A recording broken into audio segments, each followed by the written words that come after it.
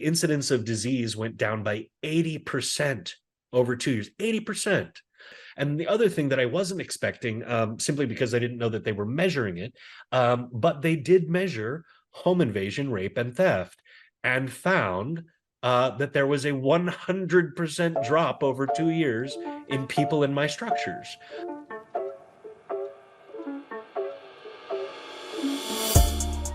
Hello and welcome back to the Clean Techies podcast, where we interview climate tech founders and VCs to discuss all things building and investing to solve the biggest challenge of our generation, climate change.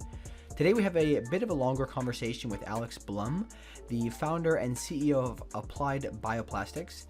This is a company that has developed a far more environmentally friendly plastic chemistry using cellulose, which comes from agricultural waste, which is a very, very abundant product or byproduct in the world. And it's a really great episode for a few reasons. First of all, Alex is actually quite a funny guest, so that's always great to have, kind of add a little bit of lightheartedness to the topic. And he also has an incredible story. We start out with talking about his story, so it's a bit long of an intro, but it's really, really worth hearing, in my opinion. And finally, the third reason I really like this episode is there's a very profound insight that he shared around how trying to decarbonize materials requires selling into the producers and not the brands. Like, it's a common mistake that he made actually at the beginning, and that a lot of people make. So I thought that was a really, really profound insight. And if you are somebody building a green materials company, in particular, if you're trying to sell a green plastic and you're really pressed for time, I recommend skipping forward to around the 47 or 48 minute mark to hear when he talks about that, because again, to me, that was a really, really profound insight that I'd like for you to hear. So without any further delay, let's get into the episode. All right. Welcome to the show, Alex. Excited to have you here. How are you doing today? Doing well, Silas. Thank you. Great to see you. Surviving the Texas heat, I hope, Yep. as we were talking about before the show. But anyways, I think let's just get right into things. I guess I'll maybe give a quick background. We have spoken before. Thankfully, we had the opportunity to meet over a coffee when you were in New York not too long ago. You had some pretty cool things you were doing. I'll let you talk about that if you like. But I guess let's just get into kind of your background. Tell us a little bit about who you are, what you're doing today, and how you ended up here. Certainly. Well, thank you for the open floor, Silas, and thank you for the invitation to the show. So I'm Alex Blum. I'm CEO of Applied Bioplastics. Gosh, where to start? I was in New York City when we met. I was the only entrepreneur that year, invited to come speak at the United Nations about our housing initiative that we're doing in Bangladesh for the benefit of the victims of the Rohingya genocide with ICDDRB, which is an NGO out of Bangladesh. Applied Bioplastics, we make decarbonized durable plastics for a number of different use cases. Primarily, we make injection moldable plastics that are substantially less expensive than commodity plastic, which is kind of a first for the market. And they are also substantially better for the environment. They're up to 85% less carbon emitting than normal plastics. They also reduce microplastics at end of life by, again, as much as 85%. In addition, Applied Bioplastics creates IP for the production of refugee shelters, which are made of a biocomposite material. They're made by hand. They cost around $1 a square foot. And are supportive of cottage industries. So essentially, you're creating additional revenues, jobs, and producing housing out of that. So it's really beneficial to the countries that adopt it. Obviously, most governments aren't able to buy it, so we're primarily talking to NGOs and private entities that build housing for low-income people or for refugees. But regardless, we are working on operating in over 27 nations right now. Hey there. Quick break to remind any founders or VCs listening, if you are looking for deal flow, seeking to raise funding, looking for partners to help service your needs, or perhaps you're looking for corporate investment partners, feel free to reach out to us through our Slack channel, which can be found in the description. Because we meet a lot of people in this space, we set aside time each week to make introductions to the various people that we encounter. This is something we do free of charge in order to help these incredible companies solving climate change to scale. Looking forward to hearing from you in the Slack channel. Interesting. So this is quite fascinating. Let's talk a little bit more about how specifically you got into this, because this is like a really particular thing you're doing, and I know there's a backstory there. So let's hear a little bit about that. Certainly. So I used to be a sales guy. I mean, you can see the ponytail now, but back in the day, I had the crew cut, the khaki shorts. I was a tech bro, just like everybody else here in Austin.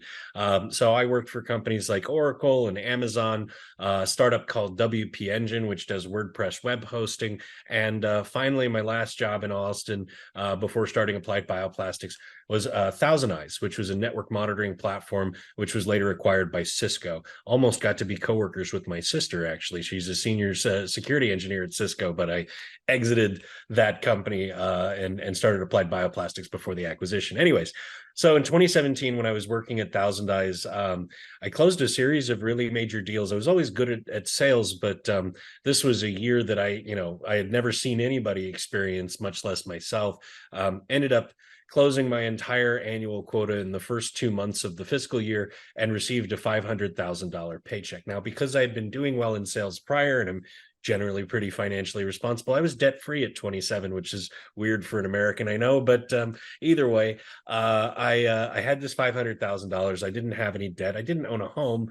And, looking at Austin real estate prices, I probably should have bought a house. But instead, I decided I wanted to donate all $500,000 to charity, and started out by funding a food kitchen here in Austin that helped me out when I was briefly homeless, believe it or not, here in Austin. I dropped out of UT, the university here, right down the road from me now, which is quite fun. But either way, dropped out of the university right in the middle of the recession, couldn't find a job, couldn't find a place to live, and spent a few months under I-35 looking for a job and a house. But this food kitchen helped me out, so I made a pretty substantial donation to them. I started an advocacy group here in Austin that was working on a gun law, which actually got over 100 elected Republicans to agree to it. Of course, the NRA ended up killing the bill, but we'll just finish waiting for them to go bankrupt and try that again pretty soon here. But lastly, after spending about half of the money on charity that I had intended to spend, a buddy of mine I'd gone to college with, Shafayat Farazi, called me from Bangladesh and said, "Hey, I heard you were doing charity work." And I said, "I am." And he said, "Well, there's some people who really need it out here. There's a lot of people that have crossed the border into Bangladesh, and they're running from something, and I don't know what it is." And they said, "That's terrible. Why would you go to Bangladesh? I mean, beautiful country, but there's 186 million people there a country the size of South Carolina. So really, really, populated, densely populated country." And I realized that it must be really terrible, whatever they're running from, to go want to live in conditions like that. So this is something I wanted to investigate. So I bought a ticket to Bangladesh. I took a month off work.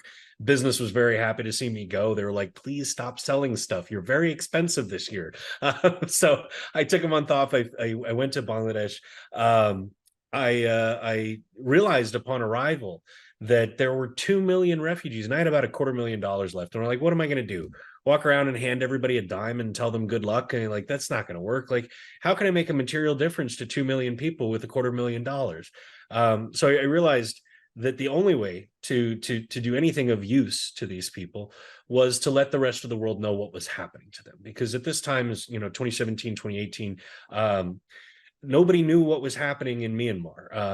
There had been some local newspapers like the Daily Star out in Asia that had covered that there was a conflict there, but most Western newspapers, most Western television stations were not saying a word about this genocide that it was ongoing, kind of betraying the whole idea of the United Nations, never again, all that kind of stuff after the Holocaust. And so that bothered me, and I decided to do something about it. So I hired 18 people on the spot that week, and together we worked on getting permission to get into and film in the Rohingya refugee camp, which remains the world's largest refugee camp.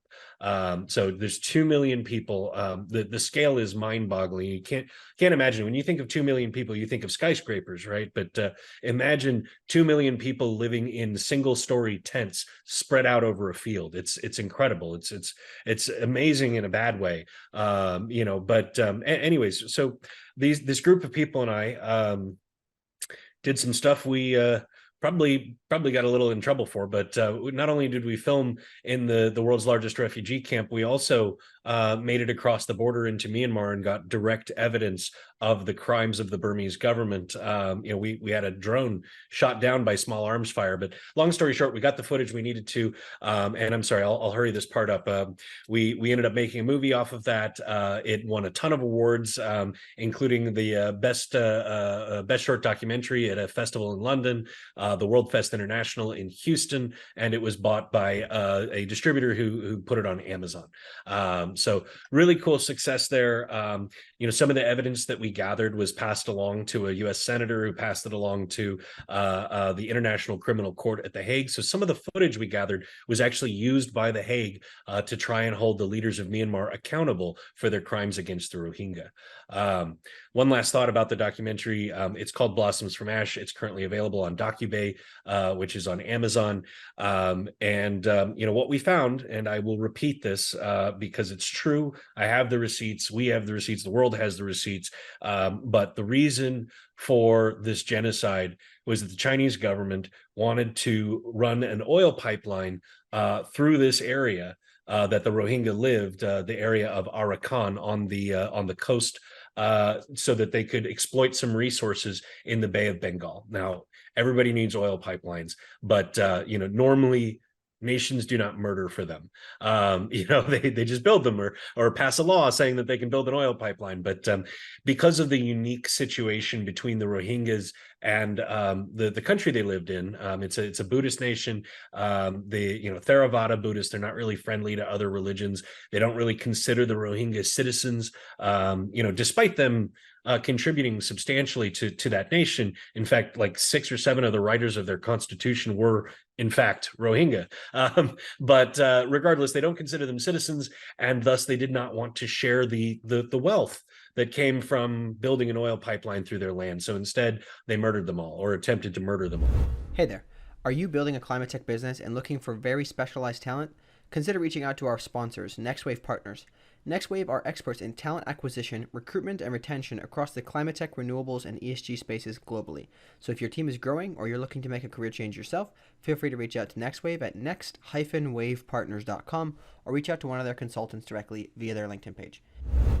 Anyways, going back to Applied Bioplastics, and I'm sorry for the long digression there, but no, it's good. I think just a comment quickly. I know it's difficult. This is obviously something that could be an entire podcast of itself, your story, but it is a really incredible story, right? I don't want to overlook that. I don't want to just rush past it. I know we've got a lot to go through, but thanks for sharing that. I mean, it's really, really quite incredible, and maybe some other people can have you on to talk about specifically that experience in detail. But yeah, we can continue on to Applied Bioplastics.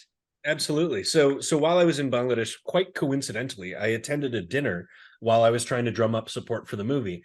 At that dinner, I met a scientist by the name of Dr. Mubarak Khan, who invited me to his laboratory. So I went. I took a day and went to his laboratory and saw what he had been working on. And there were a number of things that he had been working on. And the reason he was working on these things is that there's a plant in Bangladesh called jute. They rotate it for rice so that they can re-nitrogenate the soil. This was brought to India and Bangladesh by the British Empire because it makes great sackcloth, sailcloth, and rope. So it was a great way to replenish their ship's supplies on the far side of the world. That was a major export for both India and Bangladesh after decolonization until the invention and widespread use of nylon. So nylon's terrible for the environment. It's plastic, obviously. This natural fiber backing completely fell out of favor because it was cheaper. It doesn't stain. It doesn't crush. It's just a better material. And so now Bangladeshis had nothing to do with their jute. They're other than rotate it for rice, but they've got these warehouses just filled with jute that aren't doing anything. They're hoping that one day they'll be able to sell it, but it's not moving anymore. So Dr. Khan had spent the last 25 years trying to fix this issue, trying to make jute useful again. And one of the inventions that he showed me using jute fiber looks like this. So this, if it looks like burlap in resin, That's because it's burlap and resin. The interesting thing about it is that this sample in my hand, despite it looking shiny and new, is actually about 25 years old. This is actually the very first sample he ever showed me. I asked him if I could take it with me to evaluate it. So I've had the same piece this whole time. Anyways, so this is about 3 millimeters thick. It uses 3 layers of burlap, which is really hard to tell because it's kind of smooshed in there. But either way, and polyester thermoset resin. So really common, really cheap stuff. It's extremely strong. It's extremely durable. It's extremely lightweight. It's got great insulation properties, and it's dog cheap. My God, it's like less than $1 a square foot for a house, and I'm talking about walls and roofs. $1 a square foot for a house. And I thought this was amazing. I said, woven agricultural product, right? Like everybody has that. Every nation on earth has access to woven agricultural product, right? Polyester resin, gosh, that's one of the most common things on earth. The small amount of chemicals that he used to make the reaction to make this last a really long time. I mean, it's this is not plutonium, guys. Like this is it's not rare chemicals, and it's not a very large amount of them either. And I said, this is amazing. You could house every person on the planet for cheap using this material. Where's it deployed, Dr. Khan? I'd love to see it in action. And he said, well, nowhere. When I said, well, how long have you had it? And he said, 20 years. And I said, what's wrong with you? And he says, well, I'm a chemist, not a salesman. And I said, well, I'm a salesman, not a chemist. Sell it to me. And he did. And then I hired him. And then after that, I went to the University of Texas. The head of the material science department, Dr. Chen, said, this is really amazing, but I don't know enough about this. So let me refer you to someone else, which was Dr. Larry Drizal. He's the Lifetime Achievement Award winner in biocomposites. He said, look, this is useless. And I said, what? He said, it's useless. You could use it for your housing dreams, but it's not a business. And I said, well, why not? And he says, well, it uses thermoset resin, which means that once it's molded, it cannot be melted and remolded into a different shape. And I said, well, what's wrong with that? And he said, well, most plastics need to be molded and remolded. And I said, well, crap, is this completely useless? And he said, well, if you could somehow, I'm not going to tell you how, but if you could somehow turn that into something that could be used in a thermoplastic, right, where you've got the same agricultural product and the same compatibilizing but different plastic that you're using, this is a multi-billion-dollar business. My God. And I said, well, will you help me? And he said, no, I just told you it's impossible. And I said, but like, please. And he's like, on the off chance that you figure this out, whatever equity you give me for becoming your advisor will be very worth it. And I said, yes, it will be. And he said, okay, fine, I'll do it. And that's the beginning of Applied Bioplastics. Dr.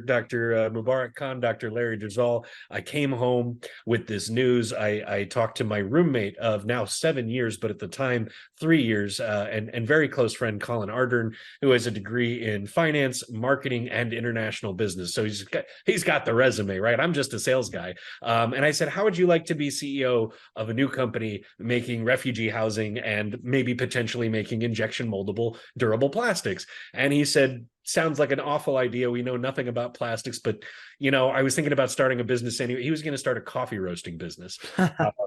And I convinced him to give me his entire life savings and become CEO of Applied Bioplastics. So that was 4.5 years ago. We recently switched in the last year. I became CEO. He became chief operating officer. Just worked a little bit better because I'm the sales guy, right? I'm doing all the pitching and all that kind of stuff. Generally, people want to be talking to the CEO when they're being pitched at. So yeah, that's how we got into it. And one last thought on that, and I'll let you ask another question because I've been monologuing for 20 minutes. We've been encouraged by 1 million people to stop making this stuff. And I think the reason is that the injection moldable plastic, which I also have a sample of on my desk, is a lot more profitable. The injection moldable plastic, it's a $680 billion market opportunity per year. Right. So, I know a lot of founders are like, if I can just achieve 1%, I've got a unicorn. Silas, I need 0.1% of the entire market to have a $7 billion a year business. Like, because we're an IP company, we don't actually do our own manufacturing. Our multiple is 10. So $70 billion is what our company would be worth if we get 0.1% of the market. So generally investors are really excited to hear about that, but they don't want to hear about the housing, right? And that's the thing that gets me out of bed in the morning is, yes, the other plastic's really cool. Yes, it's going to shift an entire industry. Yes, it's going to make me rich beyond my wildest dreams, as well as all of my investors. But I like putting roofs over heads, you know? That's the most gratifying part of my job every day. So that's how we started Applied Bioplastics. Please proceed with the rest of your questions. Hey there. Are you building a climate tech business and looking for very specialized talent? Consider reaching out to our sponsors, NextWave Partners. NextWave are experts in talent acquisition, recruitment, and retention across the climate tech, renewables, and ESG spaces globally. So if your team is growing or you're looking to make a career change yourself, feel free to reach out to NextWave at next-wavepartners.com or reach out to one of their consultants directly via their LinkedIn page. Yeah, I've got some other ones here. I think that the most important thing to touch on, which I don't think you mentioned yet, which is, and this is, I think, a very important point to go over, which is why housing specifically, because I think you have some kind of insight as to why it's important to put create housing for these people in these refugee camps. Certainly, at its most base level, it's about dignity, right? You don't feel like a human being in a tent. I mean, sure, if you're going camping for the weekend or whatever, but if you lived in a house, which most refugees did, right, and then you're put in a tent in a pen, it sort of feels like you're an animal. You don't get protection from the heat or the cold, from pests. Like you cohabitate with rats, right? It's awful. It's unconscionable that we allow people around the world who we have the money, we have the resources to house these people. My technology is not the only one. It's just that the refugees are inconvenient. They've left the country that owes them a responsibility. Right now, they're in a different country that doesn't really owe them a responsibility, other than the fact that they're human beings. And so you cannot build them houses in their host community, the one that's letting them live there for the time being, because politically, those governments don't want to admit to their people that the refugees are going to be there for a long time. So you see all these temporary solutions put in place because, oh, of course they're going home, anytime now.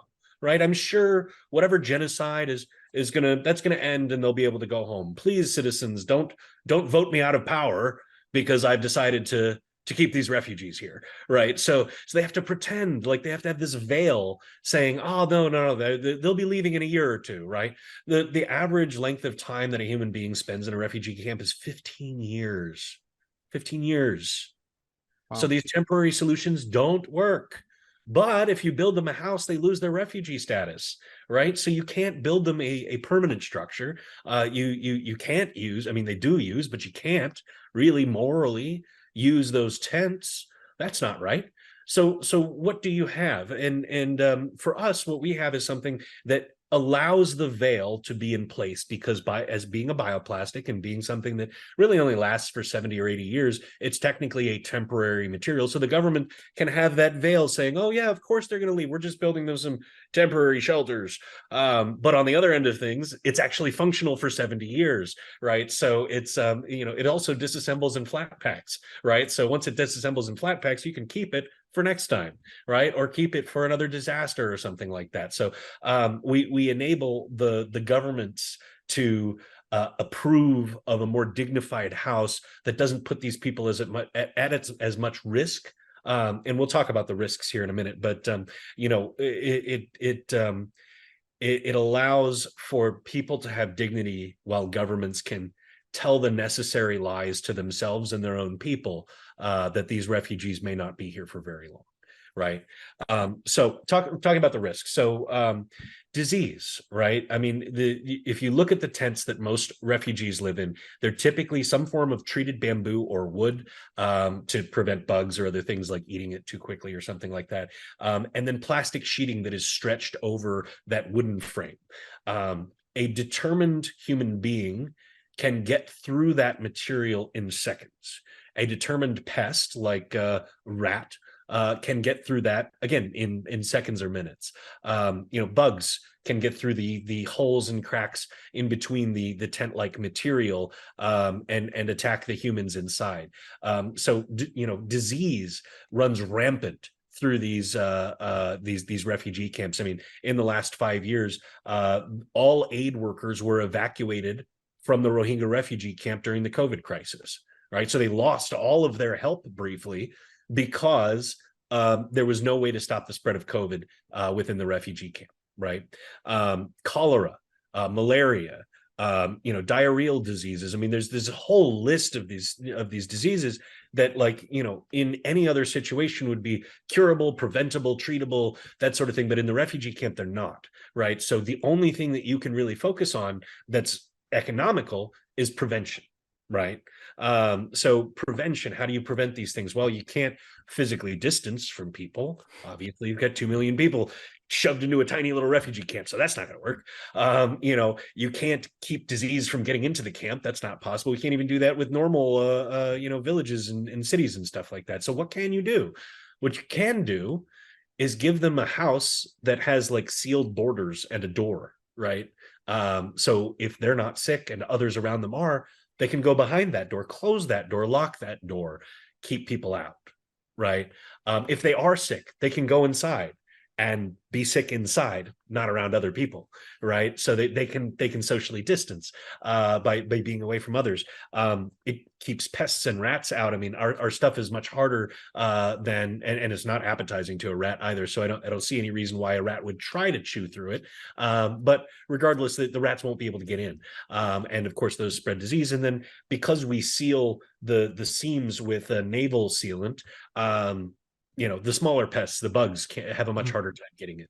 Now let's talk about another different kind of pest. There's a very high incidence of home invasion, rape, and theft in refugee camps, primarily because most traditional refugee structures, shelters, do not come with doors. So you might imagine, I mean, I don't have to describe why that's a bad thing, but ours come with doors that lock. Yeah. And the proof is in the pudding. The ICDDRB, the NGO that we're working with in Bangladesh, as well as the IOM and several other important refugee organizations, did a study recently on our housing over the last 2 years, and they found that the incidence of disease went down by 80% over 2 years. 80%.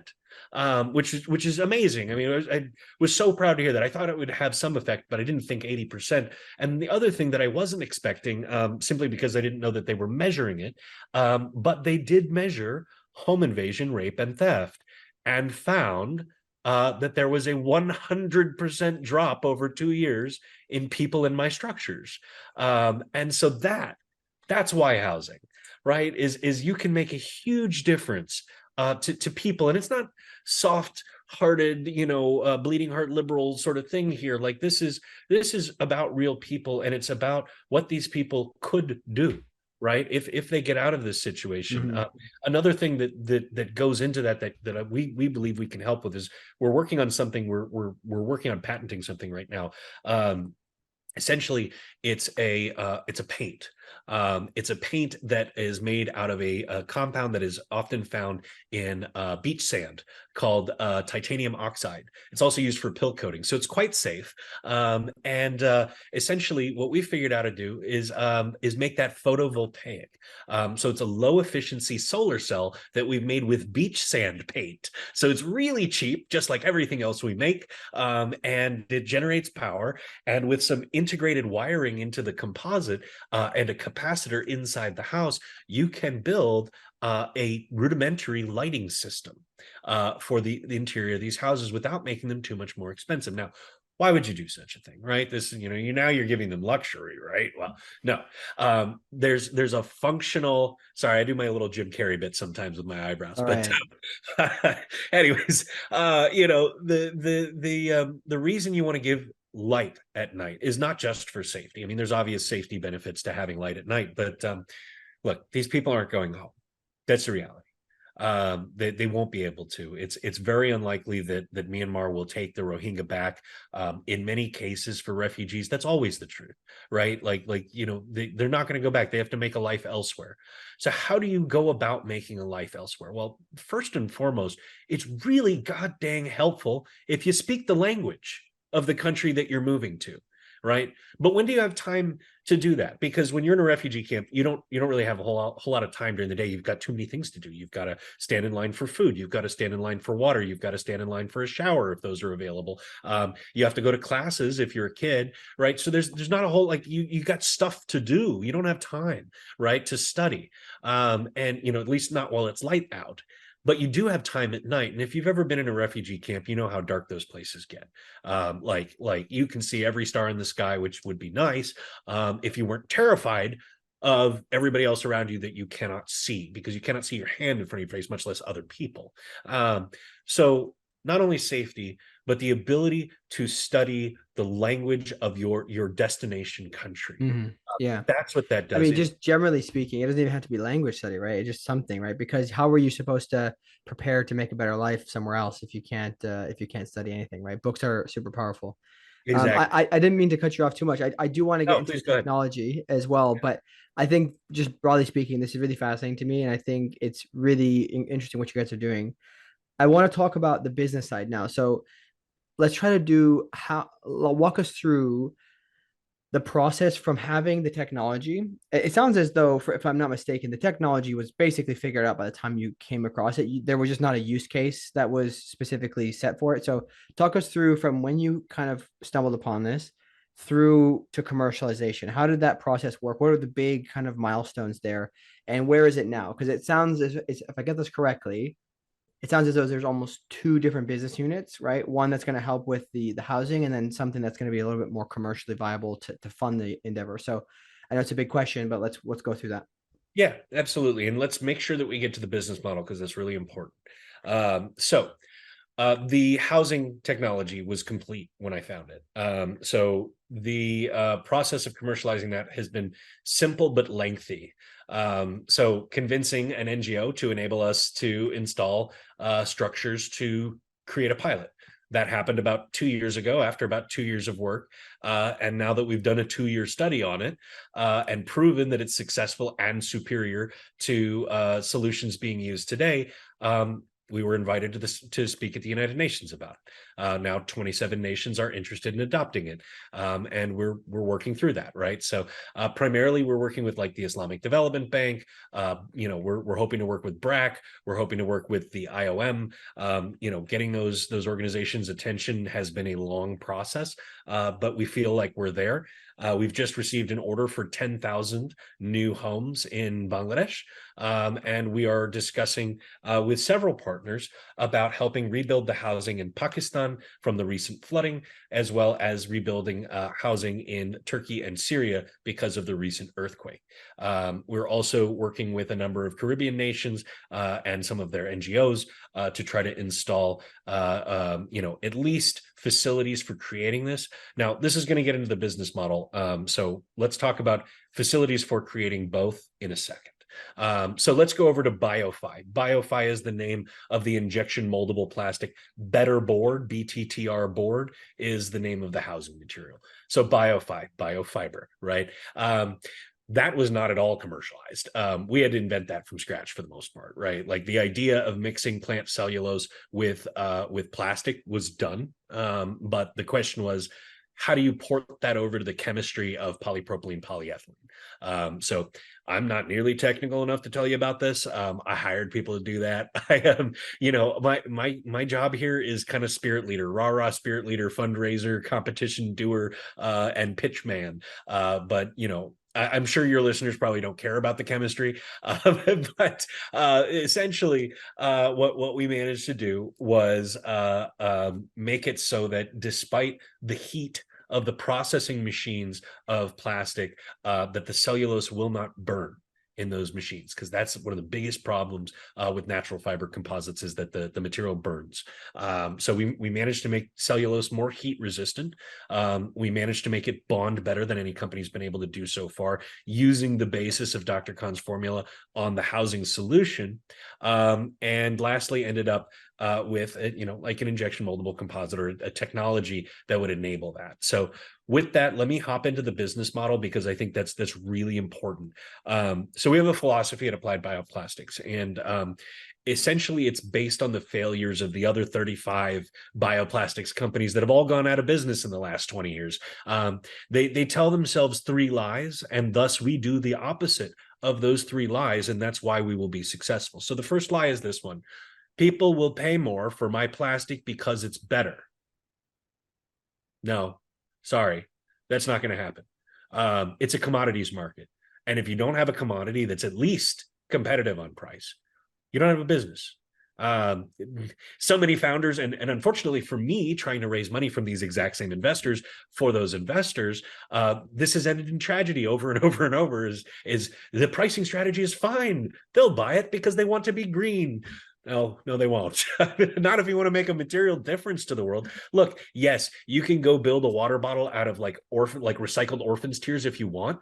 And there will be people who buy that $800 water bottle, but there's going to be like 10 of them, right? So the minute your solution, and this is true across all markets, not just mine, the minute your solution costs even a single cent more than what's on the market today, you're cutting 6 billion people out of your customer base.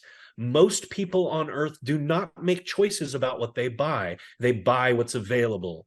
They buy what's cheapest because they have to, right? So, going and shaming India and China over their carbon emissions is insane. They don't, the most of the people who live there don't actually have a choice as to what they buy. So what you need to do is you need to make a product that is less expensive than what they're making today, right? Second thing, people will rip and replace their plastic processing equipment if I show them a better plastic. Come on, guys. This is the one that really boils my eggs, because there's $500 billion of plastic processing equipment in the world. $500 billion of plastic processing. If you think people are going to rip and replace that, I have a bridge in New Jersey that I have, I have some partial ownership I need to sell, right? Like seriously, it's insane. Like I actually had an investor have this revelation in front of me. It was really funny. So this guy, I won't name names because this was really embarrassing for him, I'm sure, had turned me down. He said, well, your plastic's really cool, but it still uses some plastic in your plastic, and I don't like that. I want to see something that's a completely new material. And I was like, okay, it was really nice to meet you, but seriously, keep dreaming. It needs to be based on today's plastic, because people aren't going to change their processing equipment. He's like, I think that you've got a little bit of too limited of an imagination for me. So I think I'm going to pass on this deal. And I said, okay, that's fine. I'll see you later. I see him after at this is going to be a little identifying, so be really careful here. At Greentown Labs in Houston. He's getting off a bus with a number of other investors who've just visited one of Shell's plastic producing plants. And he walks up to me and he says, the scales have been lifted from my eyes, essentially. I just realized how expensive that equipment I was telling you needed to be replaced was. And I was like, I know. And do you realize how much of there is in the world? And he's just like, I didn't until now, but I get it. And I was like, thank you. Like, would you like to invest? He's like, no, I still, yeah. Anyways, he's like, clearly I don't know enough about this space to be investing in it, so I'm going to pass on all plastic deals from now on. And so anyways, that's the point. Nobody's going to rip and replace their equipment for you. And the last one is this, and this is the worst one. I hate to see this happen, is I can outscale the market if I just raise enough money. No, you can't. Some of the largest companies on earth are in this space. In fact, nearly all of the largest companies on earth are in this space. You're not going to outscale them. You have to partner with them. Look, I know that some, sustainability entrepreneurs don't want to get their hands dirty by working with oil companies and things like that. And trust me, I'm about as far left as it gets in America, right? Like I'm a Marxist as far as that, the personal politics goes, but I talk with the big bads. I have to, because if you want to change the world, you have to change the people who are making the world bad in the first place. So what you need as a result of those rules is a product that's cheaper than the market, a product that works in the existing processing equipment, and the ability to license that idea, that IP, to the people who own that equipment. Because if you try to scale it yourself, you'll never make a difference. So what Applied Bioplastics does, this is our business model. We invent IP. We have multiple grades of polypropylene today.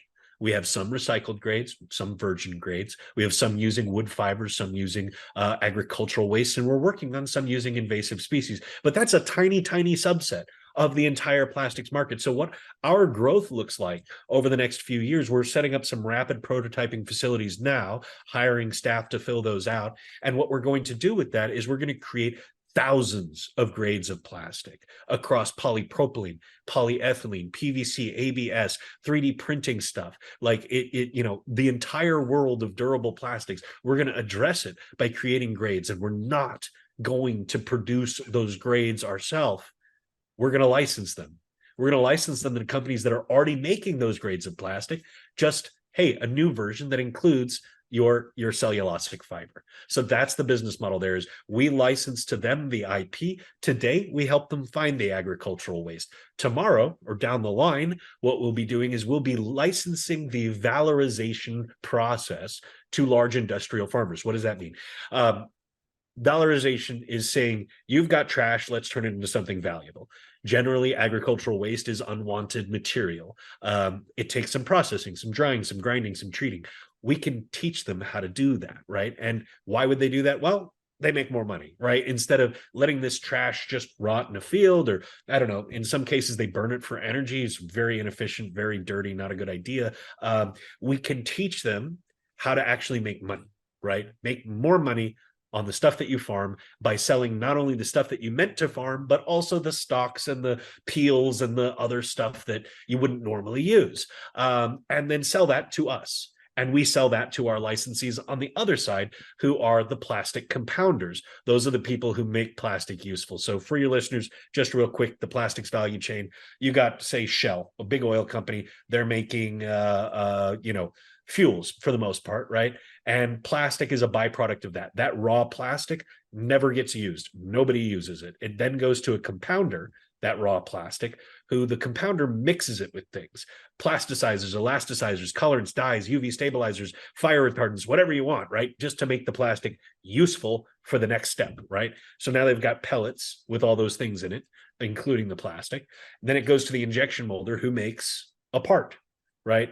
That part then goes to the fabricator. They put all the parts together. That goes to the brand manufacturer. They package it, label it, and sell it, right? So where we go in, where our model goes, is we attack the compounder. We say, hey, while you're putting all that useful stuff in there, why don't you put some cellulose in there? It's going to save you some money, and it's going to reduce the carbon. It's going to reduce the microplastics at end of life. They say, I don't know, is the injection molder going to like it? And we have to go down to the injection molder and say, hey, would you like cheaper plastic? And they're like, sure, yeah, that sounds great. And then we got to go to the brand manufacturer and be like, hey, would you like to be able to tell your customers you're greener than your competitors? They're like, woo, yeah, let's do it. So that's the chain right there. So we play with pretty much everybody in that line, except for the fabric. That's kind of interesting. I want to just ask you real quick on that. Like, why is it that you have to be the person going through to those three people? Like, are they not talking to each other? Because there's three components you mentioned: the first people, the second, and the third. And because there's a barrier in the middle, are they just not aware of the end user's goals?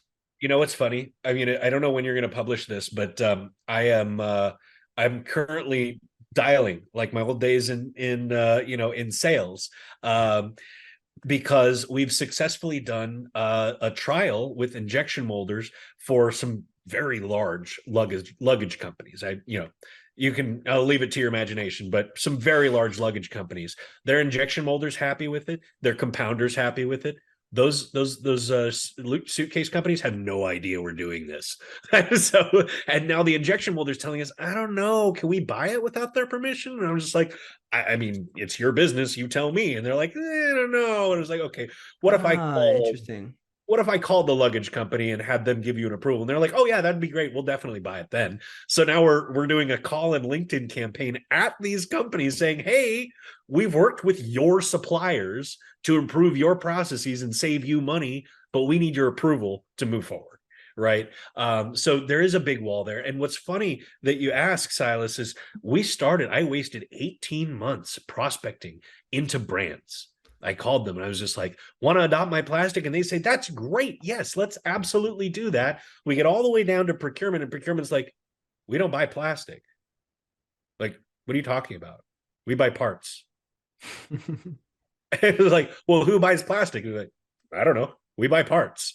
That's the whole interaction. And so we wasted a year and a half on like dozens of brands who are now fans of ours, right? Like, one day they'd love to adopt our plastic once we've talked to their injection molder, convinced their injection molder, convinced their plastic compound. So I guess one question I have is, if that's the case, then are the big brands putting pressure? I don't know when it comes to like, because a lot of these, if I'm not mistaken, a lot of these use cases are going to be, maybe big brands, but maybe in terms of their specific product, do they have enough sway power to tell their procurement people, listen, we No, need greener products? Because a lot of the big like Walmarts of the world are saying, hey, we need greener products, we need sustainable products. Is that not the case here? it's a bunch of blah blah blah. All the public climate commitments they're making. Oh yeah, we'll be net zero in 20 years. You won't work here in 20 years. You're making it someone else's problem, right? Mm-hmm. Like, for the most part, nobody talks about materials getting greener. They're talking about fuels getting greener, power consumption getting greener, sources of power getting greener. All important things. Reduction of packaging, really big deal, right? All of those things are important, but the plastics that they use contribute about 10% of all global emissions, right? Mm. And it's going to grow to 20% by 2050, right? So by the time we get to these, oh, we're totally net zero. Yeah, you are, but your suppliers aren't, right?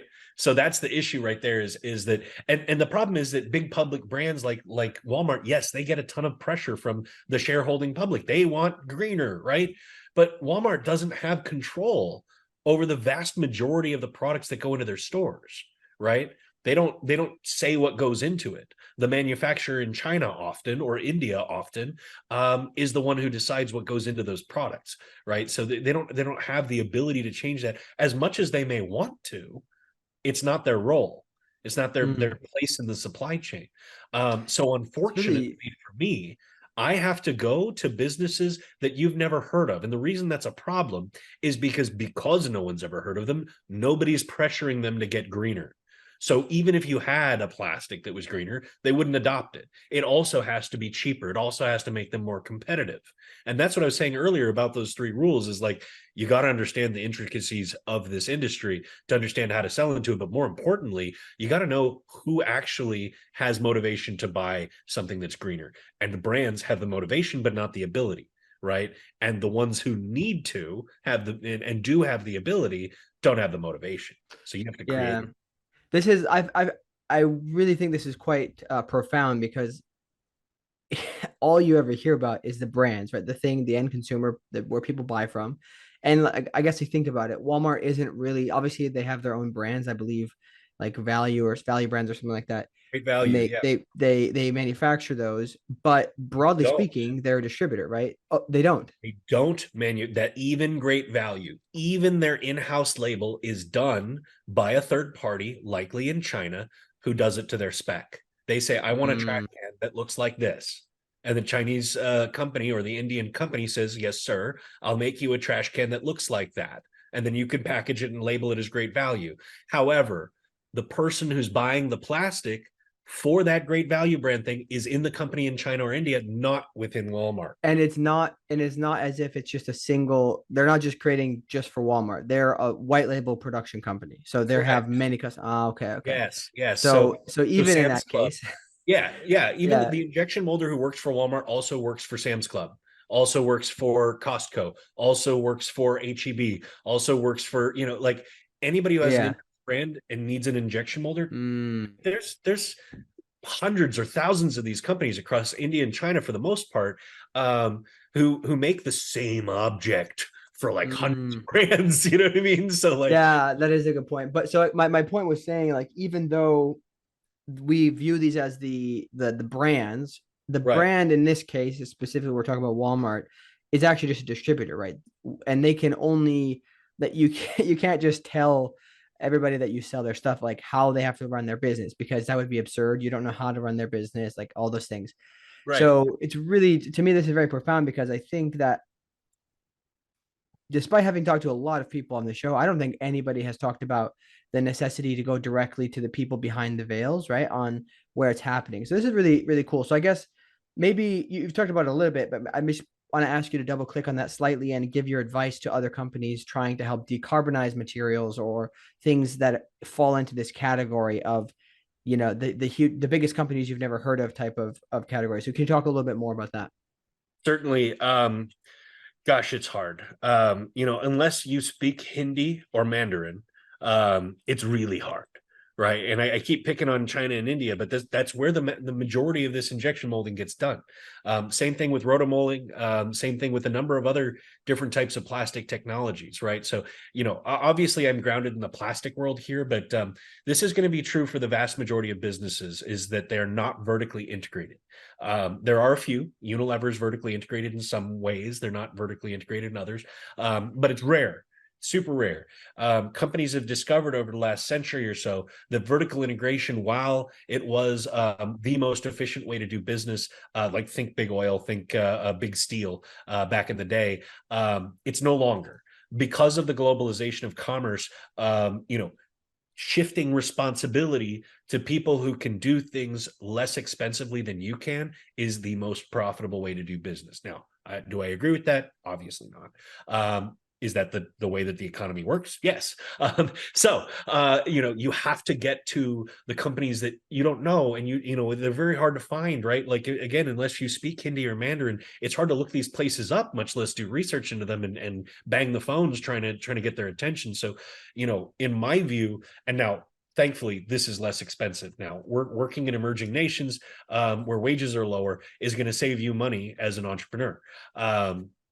All of our people are generously paid for their A, for their jobs, and B, for their nations. We have an amazing retention rate. We've had one voluntary resignation at Applied Bioplastics and 0 layoffs in 5 years.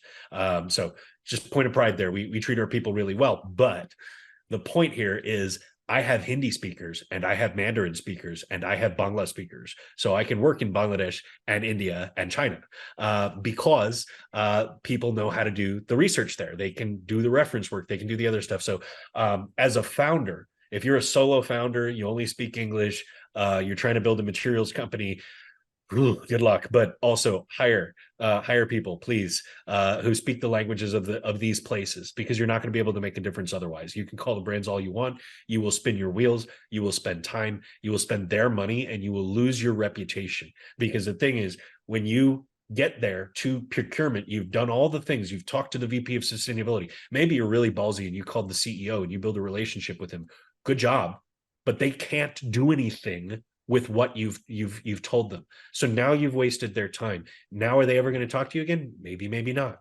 Right. So don't burn your bridges early. I saw on the list of questions you sent me, what would you do differently? I wouldn't burn some of those bridges early by saying, we can do this and you can too. Because the thing is, in these large companies, they don't realize that they can't do that.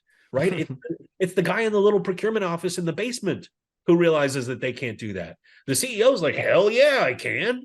But no, they can't. Yeah.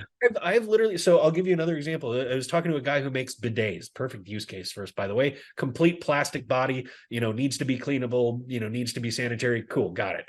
I get on the phone with the CEO. He's raving about it. He's like, this is amazing. I'm totally going to do this. I'm so excited. I'm glad you called. He calls his injection molder in China. The injection molder tells him to fuck off and find a new injection molder if he's going to make him do this. And so he calls me angry because I ruined the relationship with his injection molder, Yeah. and I didn't mean for you to do that. And he said, well, you didn't tell me that this was a brand new material that might break his machine. And I said, well, I did tell you that, but neither here nor there. I'm sorry for screwing up your supply chain. Right. Yeah, So it's a big thing. That this is the other thing I was going to bring up. But you mentioned to people, if they're going to try to do something like this to hire people in other countries that understand the language, but also the culture is completely different, right? Especially if you're talking about people from the US. Like you have to realize that the way business is done in other places is completely different, right? So you need to understand and have people who know how to sell there and who know how to build relationships or know the speed to take things, right? Absolutely. Because One otherwise you thought run on into that. these issues. One thought on that, by the way, is like India, the business traditions are very similar to America just maybe 30 years ago. So like they're just like a little behind on how you go about doing business. So if you want to make a sale to an Indian firm, you need to go have coffee with the CEO in his office. Anything less than that, and you're disrespecting him.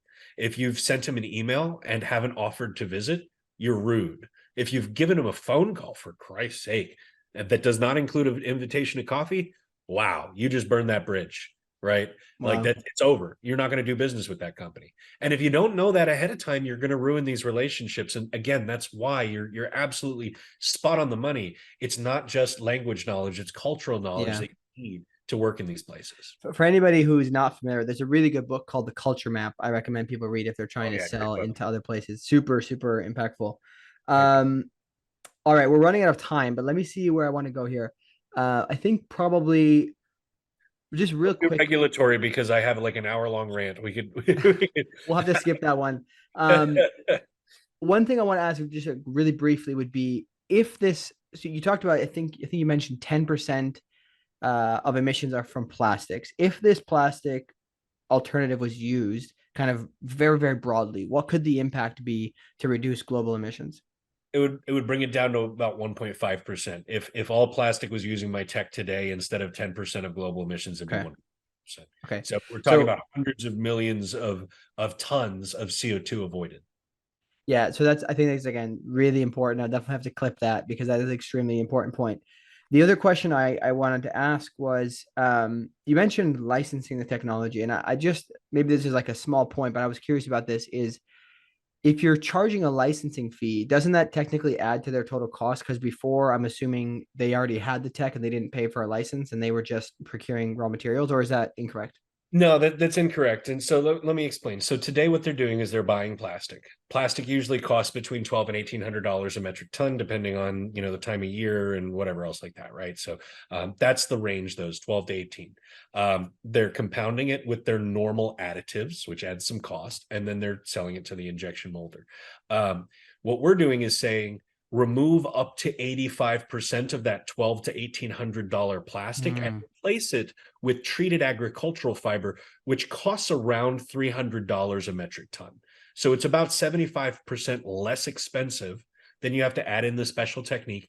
And then we're going to charge you a license fee for that fiber that we're giving you. So instead of saying, I'm going to audit you every month and see how much of my plastic you made, I'm just going to upcharge you on the agricultural fiber, so that you can pay your license cost that way. There's only one fee that you pay me. It's for the fiber, right? And it's still cheaper by a lot to add that license cost on top of that $300 mm. metric ton fiber. It's still cheaper than that $1,200 metric ton of plastic. Does that make more sense? Yeah, it makes a lot of sense. And that's also, I was curious because I was wondering, like, in a lot of cases, I was wondering if say, for example, farmers have this waste product that they have to, I'm assuming they have to dispose of it some way, right? So it does usually probably cost them something. But in this case, it's actually going from a cost center to they're actually making money slightly on it, right? That's it. That's exactly it. Yeah. So the farmers make more money.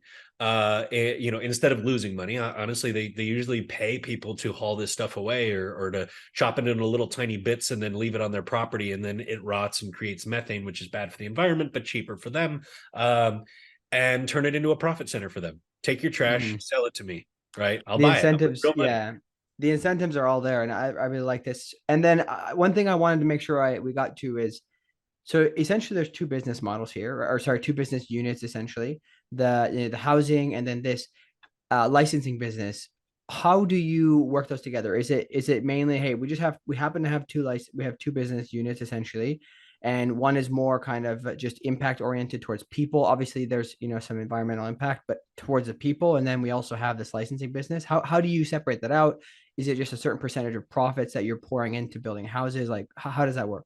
Sure. So firstly, betterboard is substantially better on the environment than plastic sheeting, by the way. Hmm. The carbon footprint is 80 or 90% lower Wow. because it's mostly plant matter. So no, we're not trying to take over the entire building materials market with it. It's got some limited utility, but that is tuned towards the environment as well as people. The second thing is it's also a licensing play. Mm. We don't manufacture betterboard. We make samples of both, but that's it, right? We teach people how to make this for themselves. The way that we meter the licensing for betterboard is there's a fluid that we make. It's our proprietary chemistry that enables the permanent bonding of the cellulose with the plastic, right? We sell that just like with the treated agricultural waste. We upcharge that with the license cost. We sell that to NGOs, governments, and private companies who want to make this housing material. And then we teach them the technique, much like we do for the compounders for the injection moldable plastic, right? So again, what we send is knowledge, Hmm. right? Not physical property. I send my engineer to a plastic compounder to implement my new system of making their plastics, right? And then they troubleshoot and they've got their cell phone number. So if the compounder ever has any issues, they call their engineer. The engineer helps them walk them through the problem, right? Hmm. Same thing goes for the housing. When a government NGO or private entity who wants to make better board for refugees, for the poor, whoever it is that they want to make this for, says, "Hey, I raise my hand. I'd like to make this stuff." I say, "Great. Have an engineer. I'm going to send you an engineer. I'm going to buy him a plane ticket. He's going to go show you how to do this." In places that get hit really frequently or need lots and lots of housing, what we'll do is we'll have our engineers train a team of trainers, so that those people can pass the knowledge along, right? And create dozens of people or hundreds of people making these composites, and assembling them into houses. So again, creating jobs. The better board, by the way, is made by hand. I'll teach your viewers how to make it right Yeah, I now. was going to ask this because I think it's important. It's important note. Yeah. So, firstly, you lay down a piece of corrugated tin. Second, you lay down a piece of mylar plastic, mylar film. You lay down one piece of burlap. You spray it with a proprietary chemical. You paint it with resin. Then you do that 3 more times. Put one more layer of mylar on top, and put one more piece of tin on top. That's the closed mold now. You throw some bricks on top. You wait an hour, and you've got a wall, man. Like, you're ready to go. You crack that thing out, saw off the rough edges, and install it. Right. So it could be done faster with the heat press, but it would require fewer people doing the labor. And the idea here is create as many jobs as possible. We're also working on a remote, or I'm sorry, a mobile printing station for this thing. So it's like an 18-wheeler. It's got a heat press inside it, and if you feed in thermoset resin, the proprietary chemicals, and the cloth, it'll just like start pooping out houses just like real fast, right? Like, that's the idea. We want to be able to bring those to disaster areas, but other than that, 1 or 2 vehicles that we will Yeah. have for ourselves, it will be a community effort to build housing for people who need it. It's a way to create jobs and additional revenues for weaving businesses, which are considered cottage industries by the United Nations, and they're really trying to promote those as a way to create more equity and more jobs around the world. So this is a jobs program as well as a housing program, and it's all done through licensing. Yeah, this I think is really fascinating. I love how it's done that way. I think there's probably even other use cases where you don't even necessarily have to be doing this for refugees. I I was thinking about I just was back from this will come out later, but I just got back from Uganda, as I mentioned before the show. And I think there's probably some people who would be better off to use some of these materials in their homes, right? That they build in Uganda, these very small homes. But no, Yeah. I think I mean there's a lot of things I want to go through. I've got extra time. I'm done for the day. So if you Yeah, we go in can and go a make a little long bit over, episode, but the one particular question I am curious about is the supply chain of these kind of waste materials. How have you tried to figure this out? Because I'm assuming these I think I got the wrong the compactors that is that the right word? compound. The compounders, they probably don't have an existing like list of all these farms that want to sell this stuff. So like how have you solved that problem for them? I'm assuming you had to get involved and help them out. Absolutely. Yeah, yeah. So that's part of the licensing packages. We'll source the treated agricultural fiber Okay. for you, right? So we it's turnkey.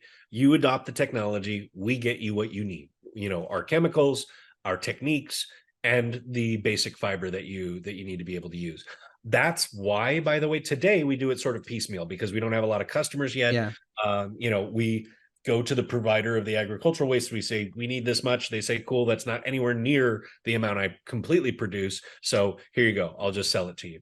Eventually, once we get these very large customers using our stuff, which we're really close to, by the way, I think we're going to be post recurring revenue in the next 30 to 60 days, which is really exciting after 4.5 years of work and just raising money and telling investors, please give me some money. Eventually we'll be profitable. We're about to be. So thank Yeah. gosh.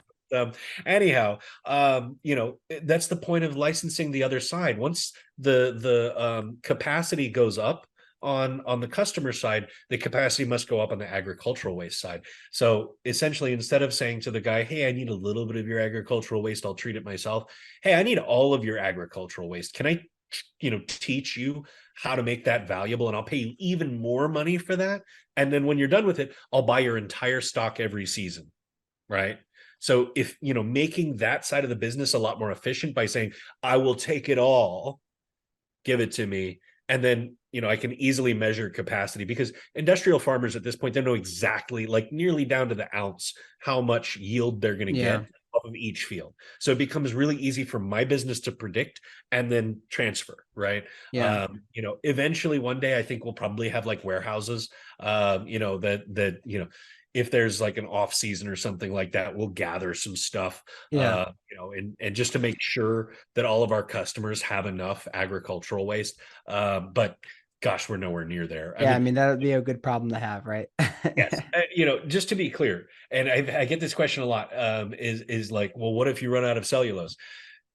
Is I try really hard not to my guy people who ask me that, and they're like, my guy, the planet creates over 1 trillion metric tons of cellulose a year. 1 trillion metric tons, like, and And that's without our help. what is most of it being that what's happening with most of it? I mean, just normal stuff. I mean, like it goes through the normal plant cycle. It grows, it, brings in CO2 and releases oxygen. It dies, it releases methane. It seeds itself, all that kind of stuff. So Yeah. like, and then we're not even talking about industrial farming yet. Right. And so like, not like we're going to strip nature of Yeah. all of its cellulose to make No, of plastics. course The not. point is, but there's not 1 trillion tons of plastic sold every year. Right. Yeah. Like we're Yeah. no like there's an order of magnitude or more Difference.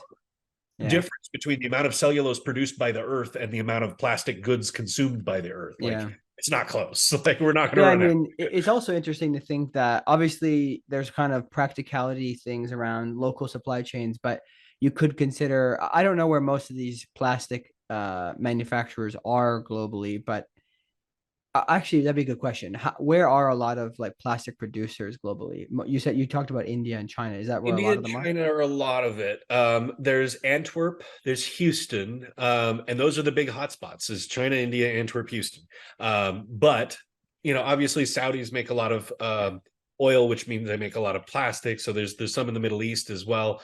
But the thing is, man, like people are like, oh, well, how are you going to get agricultural waste to the plastic centers? It's like generally people are in the plastic centers, right? People need food, so food makes agricultural waste. So there's Yeah, always waste near people, and there's always people near plastic. exactly. So we do try to keep our supply chains really short, like Yeah, country short, because the thing is, you start shipping low value agricultural waste long distances, not only have you betrayed your value proposition on the climate, but also you're losing money. You're shipping sawdust halfway across the world. That's a terrible idea. yeah. Like Well, I mean, the it's reason I sawdust was here. Yeah, the reason I was asking is 'cause I was wondering if there are places that don't have the manufacturing currently, but they do have the waste and they could significantly benefit from selling it, right? It's Yes. difficult because it goes against the idea of keeping the supply chain short, but I would be curious to see, maybe there's some companies that decide, hey, as part of our ESG goals, we're going to try to build factories in those places. Yes, maybe it's slightly less convenient, but it can make a really big impact on the local people or whatnot. You're totally right. We have a rule. We're not going to go any further than across the Bay of Bengal, right? Mhm. We're not going to cross the Pacific or the Atlantic with like untreated agricultural waste. That's a terrible idea, right? Mhm. But the Bay of Bengal, like that whole area, the South China Sea, all that kind of stuff, that's fine. So we can take stuff from Thailand, Indonesia, bring it to China, bring it to India. But I agree with you. I really wish some of those plastic producers would create infrastructure in areas like Thailand, Indonesia, and I know that there's a few. Like I think Chime is doing it, maybe Sumitomo Chemical, but more need to do it because there's a ton of Yeah. biomass over there that feeds the world, by the way, but also pollutes those countries because they're not disposing of it fully. So if we can Yeah. help, it would be a huge impact, not only economically, not only environmentally, but it would be a huge social help to the people over there. They deserve those jobs just like we do. So let's put some factories over there. Yeah, no, I think there's so many interesting problems that kind of you can see through here, but like it's so cool because it's just the problems are, or the, I guess you should say problem, the dilemmas that arise are always from something good happening, right? So I think it's really fascinating. I am quite fascinated by this entire endeavor, and I'm really glad to hear that you guys are seeing a lot of success recently. Hopefully it continues, right? That's huge news, by the way. I remember we talked right before you went to the UN, so that was it's cool to see that went well. I guess we'll just kind of close things up with any advice that you have to other entrepreneurs, whether it is in this specific space or, other climate tech entrepreneurs in general. And, again, things that you would do differently, or just broadly speaking, what would your advice be to others? Don't be afraid to walk into the fire. And I'll explain what I mean by that. I was in Tel Aviv when we got hit by the largest rocket attack in a decade about a month ago. It was 800 rockets in 24 hours. After that, I went to Poland to set up a rapid prototyping facility and a business entity, and I decided to pop into Ukraine to see what was going on and experienced an air raid there.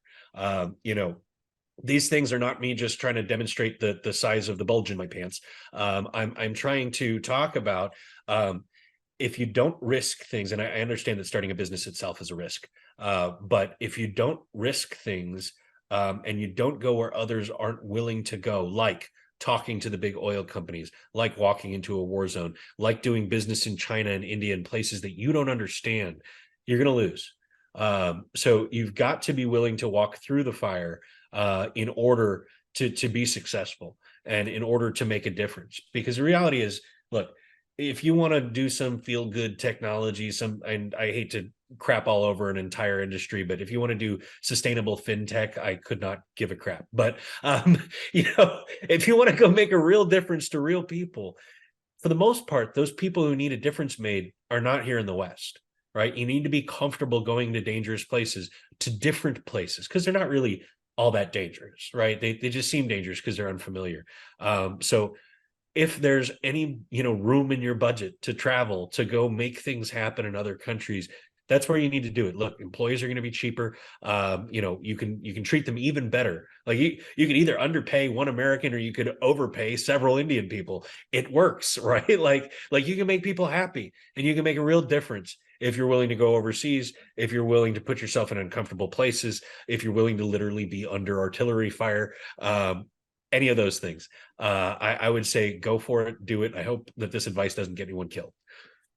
I think this is a quite interesting point. It's something I guess I haven't thought about too much, but again, mentioning again my trip to Uganda just recently, it's the first experience I had. I had been to Indonesia before. It didn't really affect me the same way as my trip to Uganda did because I now have relatives there. And I just think that it's really fascinating to think about the idea that we can build these good companies. And yes, there's a lot of challenges and things to building a company in general, especially when it comes to talent. And you can add an entire level of complexity by going to a completely new culture and understanding how they do things, or getting them to try to learn how you do things. I think that's also an issue most of the time. But also there are so many problems there, and so much opportunity to help other people substantially. Yes, maybe maybe what you're selling things for are not going to be as much, or sometimes there's probably going to be profit no matter what, I'm assuming, if you're building a good business. But the impact that you can make on someone else's life is going to be is massive, right? And it's also, from what I experienced, there are a lot of bad examples there, doing industrial endeavors, but still paying people shit and not taking care of them. And we need people to go in and to demonstrate with a good heart that this is actually how things should be, and we shouldn't be mistreating people. So Absolutely. And I'm willing to get sued for this. I saw the Marlboro factory. I saw the interior of the Marlboro factory while I was in Bangladesh, and there were children working with large machinery, you know, and you go through Bangladesh and you see the results of American capitalism, manifest. You see, people scooting around on scooters because they've lost their legs to an industrial accident. People begging for alms with one limb, right?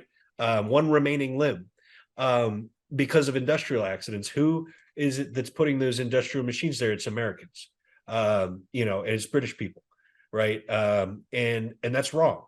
And so I'm not saying go to the third world and exploit people. I'm not saying go to developing nations and underpay people and make them desperate because you've got all the money and they don't. As I said, sometimes businesses in developing nations can be a revolving door because of those conditions, those working conditions. We have zero turnover except for one employee in 5 years because of the working conditions that we've created. By the way, our burn rate with 20 employees has been under about $80,000 a month for the entirety of the time we've been in business, and with 20 employees. That is how you can do it, right?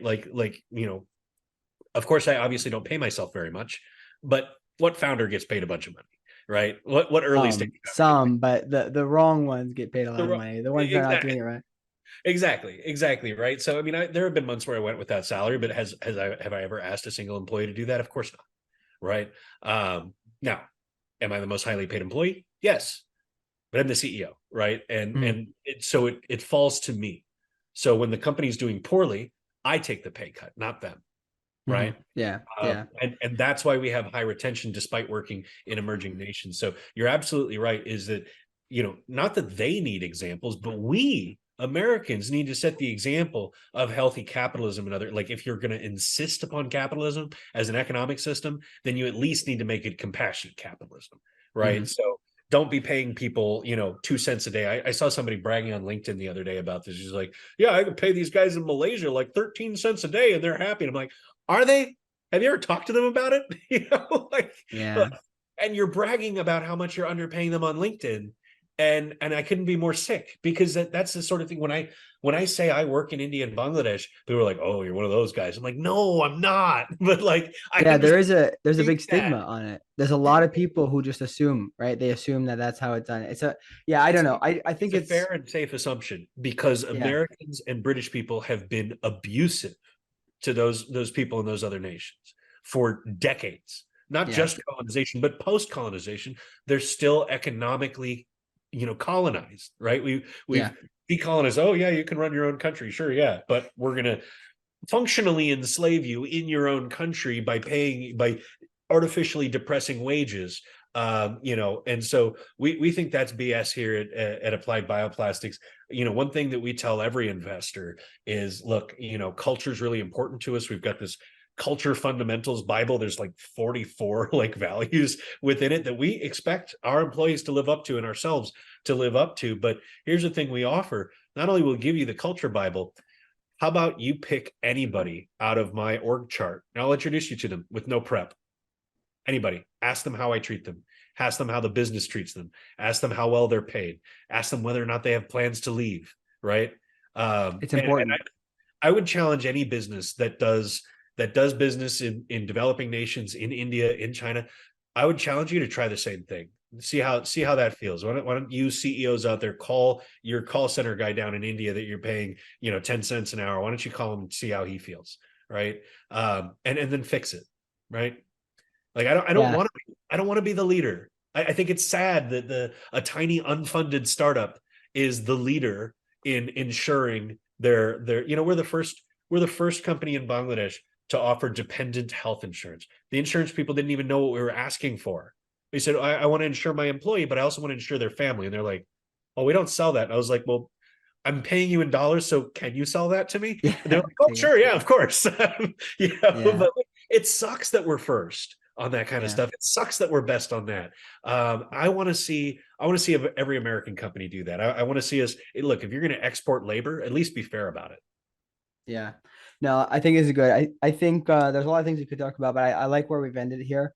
I really appreciate you coming on, and hopefully we'll have to have you on again to talk more details about some of the other items in the future. But any final thoughts you want to leave us with, or where people can reach you?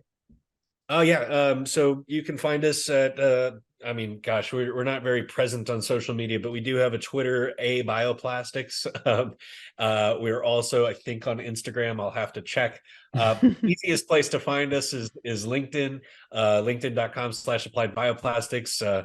My URL is Alex Applied Bio. You can also email me or email the company at hello@appliedbioplastics.com.